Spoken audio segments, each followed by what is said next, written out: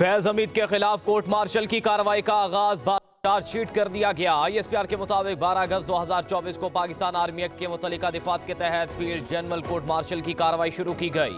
Lieutenant general retired Faiz Hamid पर charges में सियासी सरगर्मियों में मुलविस होना, ऑफिशियल सीक्रेट एक्ट की खिलाफ वर्जियां करते हुए रियासत के तहफ़्फ़ुज़ और मुफाद को नुकसान पहुंचाना, इख्तियारात और सरकारी वसाइल का गलत इस्तेमाल और अफराद को नाजायज नुकसान पहुंचाना शामिल है। ISPR के मुताबिक फील्ड जनरल कोर्ट मार्शल के दौरान मुल्क में इंतशार और बदअमनी से मुतल्लिक पुरतशद्दुद वाक़यात में फैज हमीद के मुलविस होने से मुतल्लिक अलहदा तफ्तीश की जा रही है।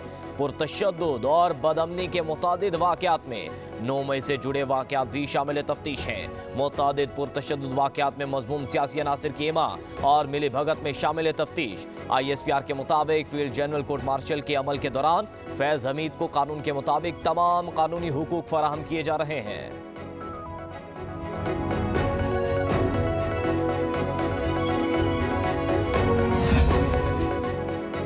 फैज हमीद को चार्जशीट किया गया है तो बानी कैसे बच जाएंगे। सेंटर फैसल वावडा कहते हैं 9 मई सोची समझी साजिश थी, फैज हमीद ने सबूत और गवाही दे दी, अब बानी PTI को कैसे छोड़ा जा सकता है। जबरदस्त किस्म का एहतसाब हुआ है, ये समझते थे फैज हमीद हमें बचा लेगा, इबरतनाक अंजाम देखकर सबको पैगाम मिलेगा। एक बयान में फैसल वावडा ने कहा, साबित हुआ ताकतवर का एहतसाब ऐसे हो रहा है जैसे आम आदमी का होता है, ऐसे फैसलों से पाकिस्तान मुस्तहकम होगा, बानी PTI के लिए आजमाइश में इजाफा होगा। 14 दिसंबर को PTI का सिविल नाफरमानी का प्लान था, इनके गुब्बारे से हवा निकल गई। जिन्होंने इस्लामाबाद पर जो चढ़ाई करने की एक इंतहाई नापाक कोशिश की, उसमें जो उन्होंने तोड़ फोड़ की, जिन्होंने तो इसमें इंतहाई पाकिस्तान के ख़िलाफ़ जो साजिश की गई, इसमें जो मुलव्वस हैं सबूत के साथ, उनको किसी सूरत भी नहीं छोड़ा जाएगा। अगर कोई बेगुनाह है तो उसको कोई हाथ नहीं लगाएगा। ये यार्डस्टिक है और इसी पैमाने के ऊपर हम आगे चलेंगे।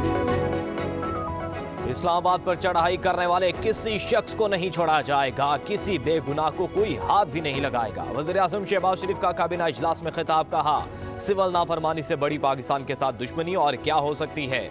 मुल्क के अंदर अमन और सुकून के लिए सियासी इस्तेहकाम बहुत ज़रूरी है। हफ्तावार महंगाई की शरह कम होकर 3.5% पर आ गई है।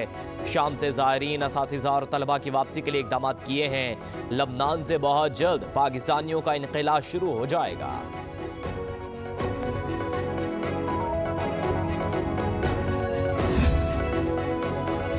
वफाकी काबीना ने बगास से चलने वाले 8 पावर प्लांट्स के साथ सेटलमेंट मुआहदों की मंजूरी दे दी। एलामे के मुताबिक सेंट्रल पावर परचेजिंग एजेंसी इन IPP से बिजली टैरिफ में कमी के लिए नेपरा से राबता करेगी और IPP से मुआहदों के बाद आम सारिफिन के लिए बिजली की कीमत में कमी होगी। नए मुआहदों से कौमी खजाने को 238 अरब रुपए का फायदा होगा। वज़ीर आज़म का कहना था कि हुकूमत आम आदमी के लिए बिजली की कीमतों में कमी के लिए हर मुमकिन इक़दाम कर रही है। हमारे और इक़दाम में कौमी मुफाद मुक़द्दम रहना चाहिए। मुल्क में निजी शोबे और सनतों का फ़रोग़ हुकूमत की अव्वलीन तरजीह है।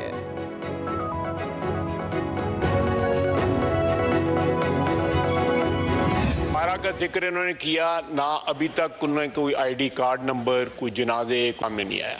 इनके अंदर इस वक्त इतने इख्तलाफात हैं कि हर बंदा एक अलहदा स्टेटमेंट देता है।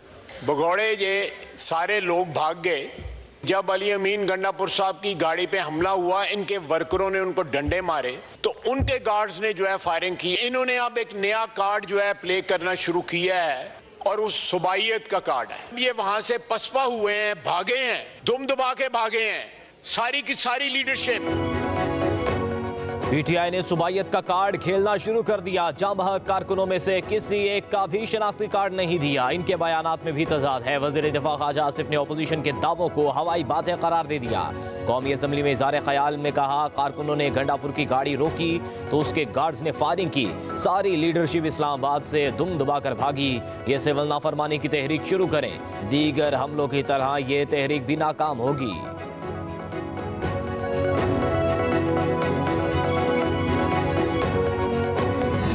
बैरूनी एजेंडा ना पाकिस्तानी फौज के खिलाफ और पाकिस्तान के खिलाफ, उसका ना सिर्फ प्रचार कर रहे हैं, उसको आगे लेके चलने वाले ये लोग हैं।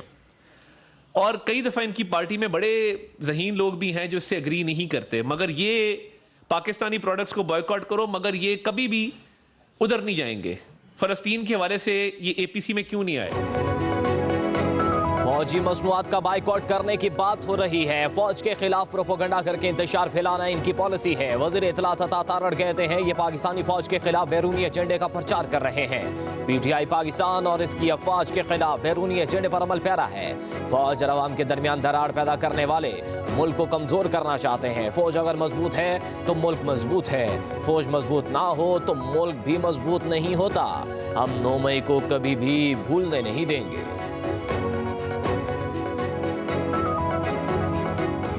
के पास जो है ना, न कोई अकल है, न कोई उसके पास सोच है, न इसके पास कोई संजीदगी है कि दहशतगर्दी के खिलाफ कोई बहुत सारे इकदाम करे। बजाय इसके कि ये दहशतगर्दों के खिलाफ कोई कार्रवाई करे, इनका सारा फोकस जो है ना वो पाकिस्तान तरीके इंसाफ के खिलाफ है। मौजूदा हुकूमत ने FIR की अहमियत ही खत्म कर दी। सियासी कारकुनों को दहशतगर्द डिक्लेयर किया जा रहा है। हुकूमत दहशतगर्दों की बजाय PTI के खिलाफ लगी है। हजरत खैजर की मीडिया से गुफ्तगू कहा मौलाना फजलुर रहमान के साथ राबते में हैं। हम हुकूमत के खिलाफ मुश्तरका तहरीक के ख्वाह हैं।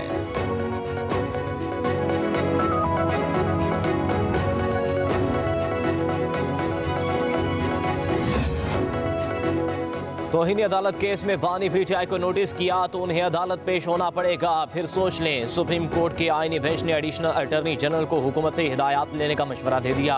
एडिशनल अटॉर्नी जनरल ने कहा 25 मई की लॉन्ग मार्च में अदालती हुक्म की खिलाफ वर्जी की गई थी। हुकूमत दरख्वास्त की पैरवी संजीदगी से करेगी। जस्टिस जमाल खान मुंतकिल ने कहा तौहीनी अदालत का मामला अदालत और तौहीन करने वाले के दरमियान होता है। हुकूमत क्यों जज्बाती हो रही है कि इसकी समाअत गैर मुअय्यना मुद्दत तक मुलतवी।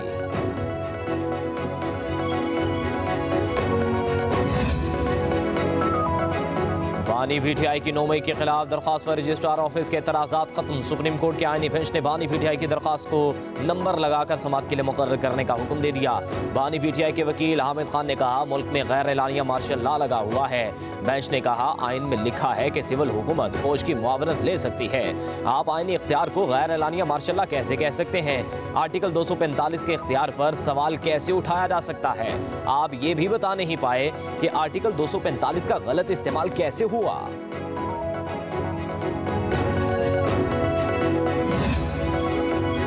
सुप्रीम कोर्ट ने बानी PTI को अडियाला जेल से खैबर पख्तूनख्वा मुंतकिल करने की दरख्वास्त जुर्माने के साथ खारिज कर दी। दरख्वास्त गुजार को 20,000 रुपये जुर्माना। जस्टिस मोहम्मद अली मजहर ने कहा बानी PTI को कोई मसला होगा तो वो खुद दरख्वास्त दे देंगे।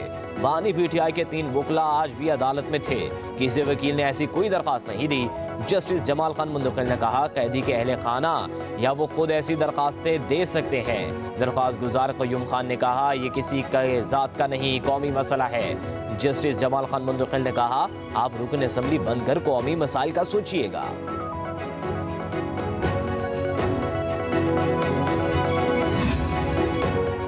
सुप्रीम कोर्ट के आईनी बेंच ने मिलिट्री तहवील में मौजूद अफराद को आम जिलों में मुंतकिल करने की दरख्वास्त मुस्तरद कर दी। लतीफ़ खोसा को मौक़िफ़ था कि मुलजिमों को आम जिलों में मुंतकिल किया जाए तो कम अज़ कम मुलाकात तो हो सकती है।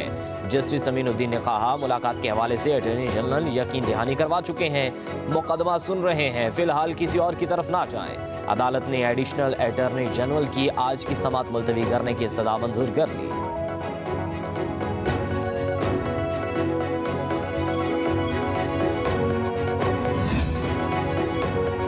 रावलपिंडी की इंसदाद दहशतगर्दी अदालत ने 9 मई GHQ हमला केस की समाअत 13 दिसंबर तक मुलतवी कर दी। जज अमजद अली शाह की रुखसत पर होने के बाद समाअत मुलतवी की गई।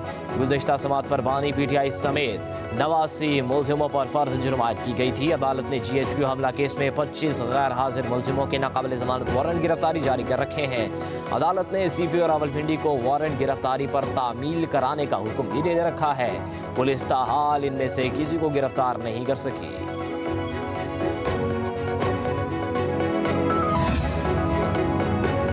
मखसूस नशिस्तों के अलॉटमेंट और खैबर पख्तूनख्वा में सेनेट इंतखाबात के मामले पर इलेक्शन कमीशन का इजलास बेनतीजा खत्म। चीफ इलेक्शन कमिश्नर की ज़ेर सदारत आज दोबारा इजलास होगा।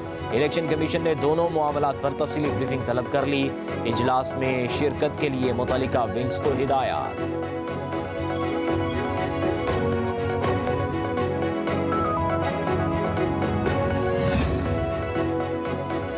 वज़ीर आज़म शहबाज शरीफ कहते हैं पाकिस्तान में तमाम अक़लियतें मुकम्मल आज़ाद हैं, बराबरी के हुकूक हासिल हैं।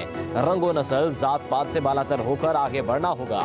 इंसानी हुकूक के आलमी दिन की मुनासिबत से मुनक़िदा तक़रीब से खिताब करते हुए कहा, तमाम इंसानों को इज़्ज़त और वक़ार के साथ जीने का हक हासिल है। दीन इस्लाम में इंसानी हुकूक, मसावात और बराबरी की बात की गई है।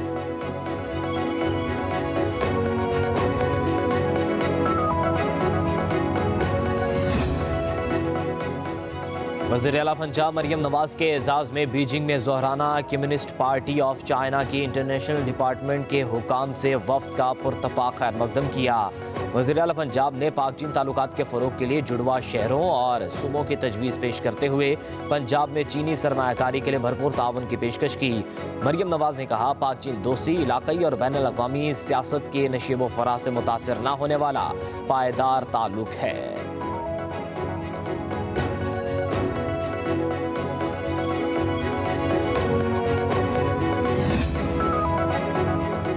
वज़ीर इत्तलात पंजाब अज़मा बुखारी कहती हैं, मरियम नवाज पंजाब की तकदीर बदलने जा रही हैं। मुखालिफिन एहतजाज, जलसे और धरनों की सियासत से बाहर नहीं निकल रहे।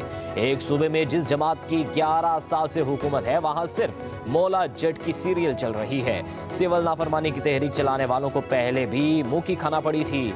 जब भी मुल्क ट्रैक पर आता है तो कोई फितना रखना डालने निकल पड़ता है। जिन्होंने इनकलाब लाना था वो अब आपस में गुत्थम गुत्था हो रहे हैं। नंद बावच की लड़ाई ने फितना पार्टी के 5 ग्रुप बना दिए हैं। वज़ीर दाखिला मोहसिन नकवी से अमरीकी कायम मुकाम सफ़ीर की मुलाकात। अमरीकी सफ़ीर का गुज़िश्ता दिनों इस्लामाबाद में पुलिस और रेंजर्स एहलकारों की शहादत पर ताज़ियत का इजहार। पाक अमरीका ताल्लुकात समेत 2 तरफ़ा ताउन बढ़ाने पर तफ़सीली तबादला ख्याल। पाकिस्तान में ICC चैंपियंस ट्रॉफी टूर्नामेंट के इनेकाद पर भी गुफ्तगू हुई। वज़ीर दाखिला मोहसिन नकवी ने बताया, FIA को FBI की तर्ज पर जदीद तरीन इदारा बनाना चाहते हैं। इस ज़मन में अमरीका के ताउन का खैर मकदम करेंगे। अमरीका नेशनल फॉरेंसिक एजेंसी को जदीद तकाज़ों के मुताबिक फ़ाल करने में भी मुआवनत फराहम करेगा।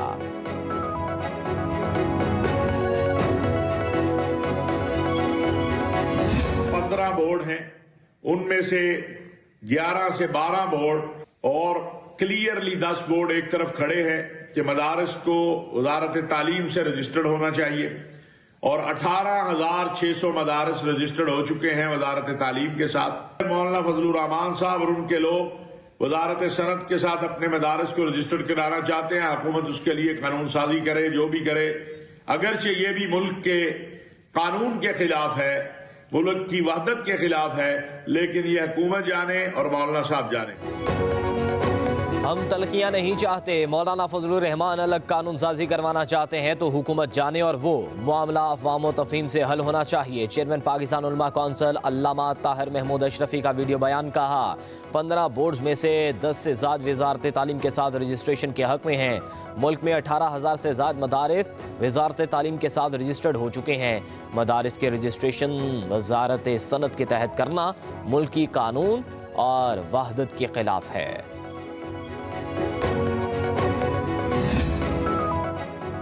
चीनी की कीमत फिर से बेलगाम। पाकिस्तान में शुगर का स्टॉक भी वेंटिलेटर पर चलने लगा। ज़ाया के मुताबिक गुज़िश्ता दिनों में शुगर का एक्स मिल रेट 115 से बढ़कर 125 रुपये हो गया। मार्केट में चीनी का रेट 125 से बढ़कर 140 रुपये किलो हो चुका। सट्टेबाजों ने माह दिसंबर का फ्यूचर ट्रेड 128 और जनवरी के लिए 133 मुकर्रर कर दिया। आइंदा दिनों में चीनी मज़ीद महंगी होने का इम्कान।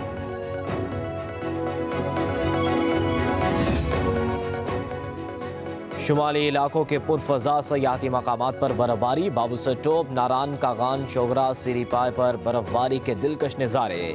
सर्दी की लहर में इजाफा, सयाहती मकामात पर सयाहों का रश। सर्द मौसम में इंजॉय करने लगे। मुल्क के बेशतर इलाकों में सर्दी की शिद्दत में इजाफा। इस्लामाबाद और गिरदोनवा में मौसम सर्द और खुश्क रहने का इम्कान। पंजाब, खैबर पख्तूनख्वा, सिंध और बलूचिस्तान के बेशतर अजला में मौसम सर्द और खुश्क रहेगा। कश्मीर और गिलगित बल्तिस्तान में मौसम खुश्क और शदीद सर्द रहने का इम्कान।